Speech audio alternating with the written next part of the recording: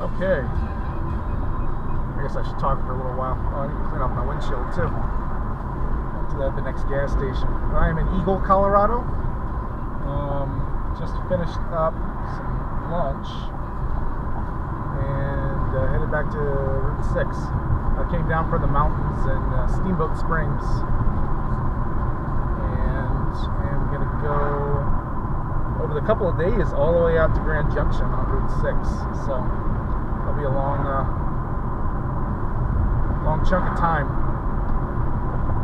So up here I'm going to be stopping at the Eagle County Airport to try to charge my car. I actually stopped at a little park and ride back there in Eagle, trying to charge it. It's supposed to be a fast charging, but something's wrong with the station. It kept going down.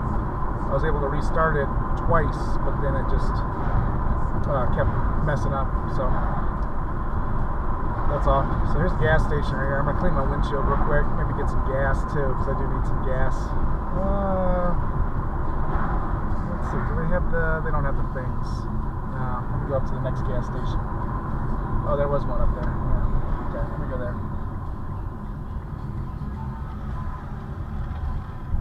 So that was pretty weird. I decided to pump some gas, and the owner comes out and just kind of awkwardly stands behind my car while I'm cleaning the windows. I didn't really know what to do there. I didn't really know what I needed to talk to him. I had to go inside to pay because I don't have to pay at the pump. Probably could have gotten a lot less down the street, but that's fine. A lot less for gas, that is. That's fine. Alright, let's get back on Route 6. So, yeah, Eagle County loves its roundabouts. Very much so. So, that's what we're kind of doing right now, is kind of going through the land of roundabouts. I'm only going to drive for a few more miles and then stop at Eagle County Airport. I like charging because it's, especially, well, some of the places, that's what's funny, is you kind of have to check and see how much it actually ends up being. These stations I've been going to, yeah, they charge, but it's actually a little bit less than gas, so for what I get. So that's nice. But a lot of times, I think just because the network isn't there yet, they'll charge, like for instance, they'll charge a parking fee, which ups the cost quite a bit, because they usually charge per minute for the parking fee. I know locally there's a chain of them, like you go to some gas stations. Here, I'll turn on the AC. It is hot. It wasn't as hot this morning. I had my windows down the whole drive down from Craig, Steamboat, but it's a different story down here. A little lower elevation. There's one they charge 25 cents per kilowatt hour, but they also charge a 20-cent per minute parking fee, which 20 cents a minute. You know, yeah, that adds up a lot. You know, typically a charge is going to take at least 30 or 40 minutes on my car, so that's a lot of money for, you know, a gallon of gas, essentially a couple of gallons of gas. So you got to be, and unfortunately they're really nice chargers. All of them. They had a group at Craig. They had some in Steamboat. They have some here, but they're too expensive. But yeah, I guess, you know, you get what you pay for. You want a nicer charger that, you know, actually works and doesn't have to be restarted. You gotta pay for it. So you can see over to the right Interstate 70 as it goes up the hill.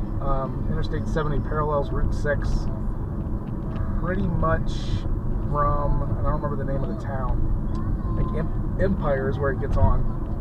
I think that's where Route 40 goes off and 6 comes back on. So turn the music down a little bit so I don't get in trouble for using a No Doubt song. So that would be kind of silly. Okay, so I gotta start looking for the airport turnoff. But I-70 obviously doesn't supplant Route 6 everywhere. I would guess, like right here. Oh, wait, this is it. Is this it? Oh no, this isn't it. This is the wrong one. Oh no, wait, is this it? Oh, I could take this way. Yeah, actually, yeah, I'll take this way. There's too much traffic now. I'll take a little detour over to where I gotta go. but there's a lot of development on here, so I assume they just moved 6 off that because of that. So it's actually kind of a nice road, except when there's these instances like right now where it's 6 is used as kind of a local road between different parts of the town, where I-70 doesn't have as many exits. But once you get a little further down, Route 6 is kind of nice because it's kind of this quiet but parallel road. It's very pretty. That's the thing. You get the same scenery as Interstate 70, but you get to really enjoy it. Same thing over here, obviously. I just kind of wanted to get off that road anyway. It's a little busy. I'm going to make another turn here. Just kind of winding through this weird business park. Following my Google map.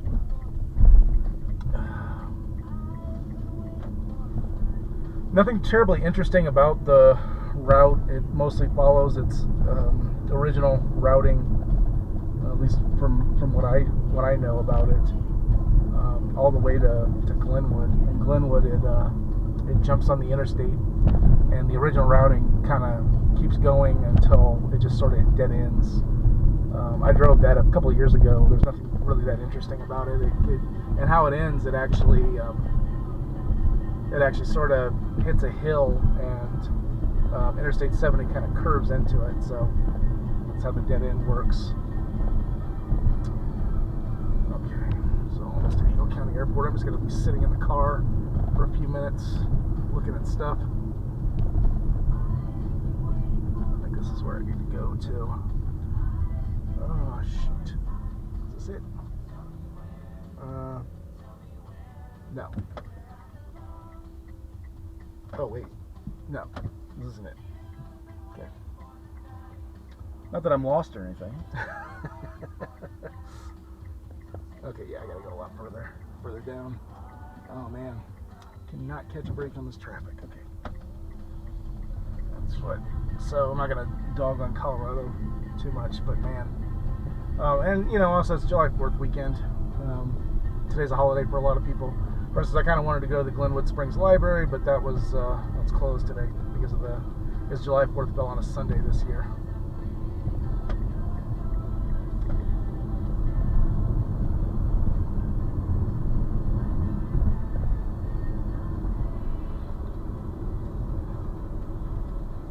Get around that guy, like 30 miles an hour. So here's the Eagle County Airport right here. You can see they did some runway renovations at some point because they raised it quite a bit. They did the same thing in Monterey, and that was to basically extend the runway so that it would be big enough for jets. They do have some regional jets. I think one from Denver, and I think one from maybe Salt Lake that come into Eagle County Airport, trying to make itself more of a viable passenger airport than not just some, you know, rinky-dink general aviation airport. So they had to extend the runway. When they did that, the elevation wasn't flat anymore, so they had to flatten things out a little bit. Okay, so here we go.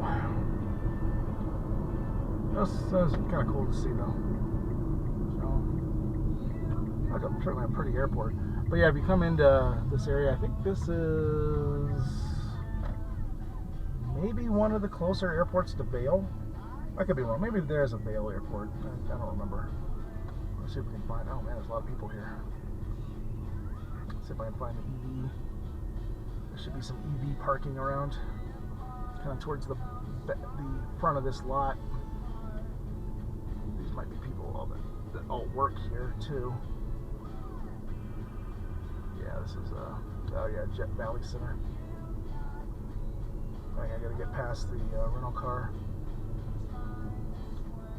We'll see. Oh, somebody renting a car that was too big for him. Don't pull out, lady. Watch out. There it is. Permit parking only. Let's try it. Both available. Perfect. Let's see here. Alright, charged up. Took about 20 minutes. Got about 80%, which is the most you can get at that speed on those chargers, those level 3 chargers. So I was right. This is This is the closest airport to Vail. So get a lot of wealthy people flying in here in the summers. Right. And not so wealthy people taking the bus to the airport. I mean, good for them, you know, but it's kind of funny.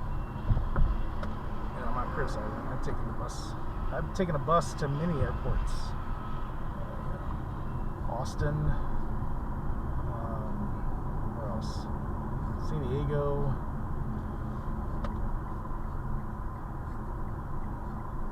What else? Okay. I took the bus to the airport and to and from the airport, actually, round trip from Tallinn, Estonia, which is interesting to say the least. And some other foreign country. Took the bus. Oh, St. John's, Newfoundland. I took the bus from the airport into town because I didn't want to rent a car at the airport. It was too expensive. I rented it in the downtown area. Oh man. So yeah, I was asking the guys at the gas station about, you know, rain, because what else do you talk to? A couple of older guys that just kind of standing around. So apparently they haven't really got much rain in this area. They got a lot of rain down the river a ways towards Glenwood, because I know they actually closed the road, closed the interstate, the road I'm going to be on, because they were worried about flash flooding because of all the rain they got. So hopefully none of that. That's definitely a big rain cloud. It covers kind of that whole area over there, but that's to the north of me, so I shouldn't see anything. Hopefully the windows look a little nicer. Made sure to clean them off. So we'll get back on Route 6 in a minute. We'll finish the tour of Eagle County Airport. I'm actually gonna not take the next right. I'm gonna take the right after that. It's a little quicker. This one's kind of dumb. Kind of curves around a little bit.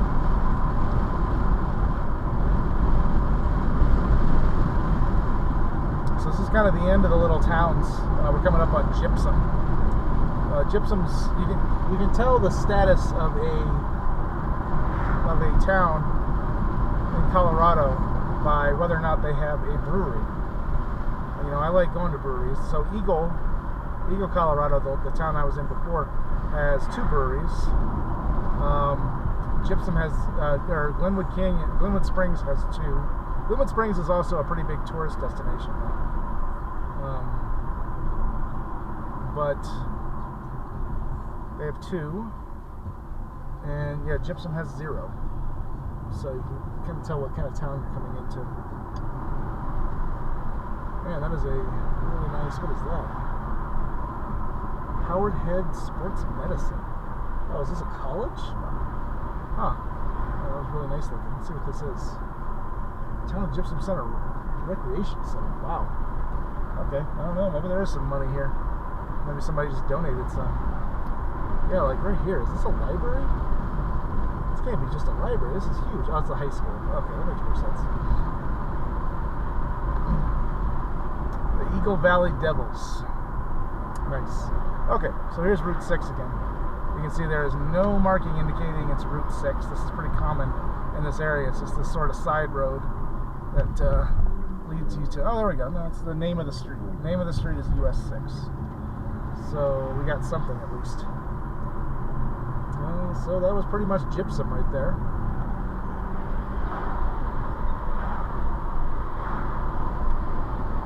So now we're gonna get on another small part of Route 6 that directly parallels I-70, serves some tourist stuff, namely a resort and some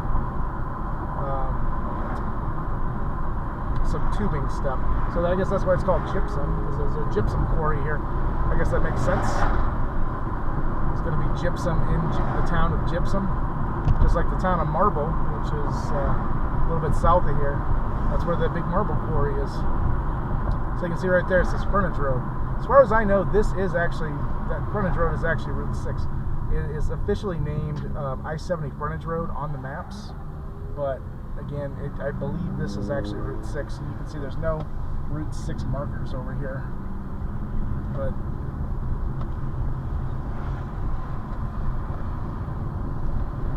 follow this guy with the loud, whatever this is.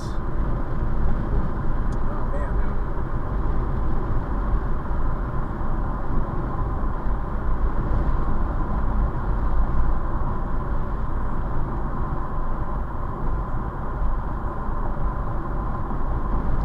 So yeah, Route 6 follows the original 1938 routing in this area. The only deviations are like back there at that roundabout. That wasn't there when Route 6 was running through. It just kind of curved into what it was. That was added much later on. Obviously, this was, you know, go ahead and turn on my AC since it's getting hot again, or since the sun's coming out again, rather. Try to keep the AC off when I'm up here because it's not that hot, and it saves on the charging, but it's 93 degrees. Man, the river is beautiful down there. So we're paralleling the Eagle River right now. Just up here, we're going to come across where the Eagle and the Colorado River meet. The Colorado River is just to the north of us. I looked at it, and you can't actually access the point where the Eagle River meets the Colorado River.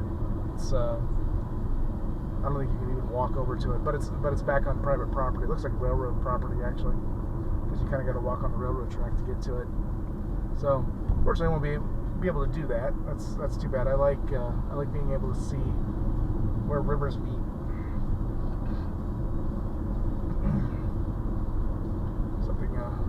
Something nice about that to me.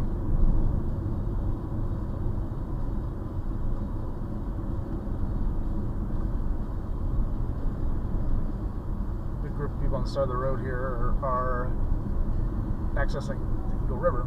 So you got some boat trailers, maybe some kayaks. Because yeah, it's like I said, this is the holiday for July 4th. It's July 5th.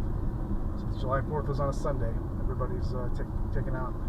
I saw in the news that the state parks were really, really crowded, and that was, you know, kind of talking about the comparison of last year in 2020, when the pandemic kind of kept everything closed or very sparse. So people are anxious to get back into going out and doing things in the outdoors. I mean, I'm anxious too. You know, obviously this trip was part of that. Able to drive Route 6 post-pandemic. You know, feeling confident being vaccinated.